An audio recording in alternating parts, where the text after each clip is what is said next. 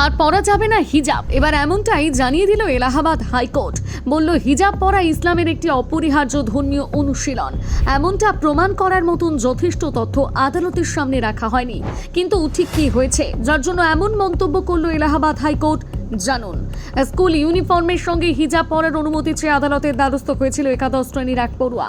ওই পড়ুয়ার দাবি ছিল ষষ্ঠ থেকে দশম শ্রেণী পর্যন্ত একই স্কুলে পড়ার সময় তিনি ইউনিফর্মের সঙ্গে হিজাব পরতেন এবং তখন স্কুল কর্তৃপক্ষ কোনো আপত্তি করেনি।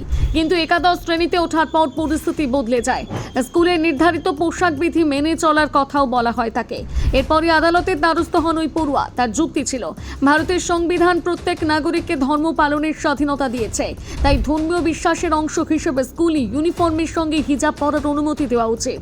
এই যুক্তি অবশ্য গ্রহণ করেনি এলাহাবাদ হাইকোর্টের বিচারপতি জে মুনির এবং বিচারপতি ইন্দ্রজিৎ শুক্লার বেঞ্চ।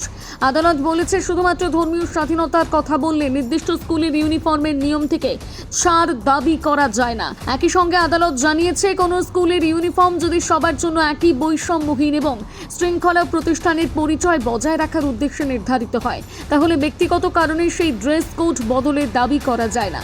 আদালত আরও জানিয়েছেন, হিজাবকে ইসলামের এসেনশিয়াল রিলিজিয়াস প্র্যাকটিস বা অপরিহার্য ধর্মীয় অনুশীলন হিসেবে প্রমাণ করার মতন যথেষ্ট উপাদান ওই মামলায় পেশ করা হয়নি। এই বিষয়ে আদালত 2022 সালের কর্ণাটক হাইকোর্টের রায়ের কথা উল্লেখ করেছে।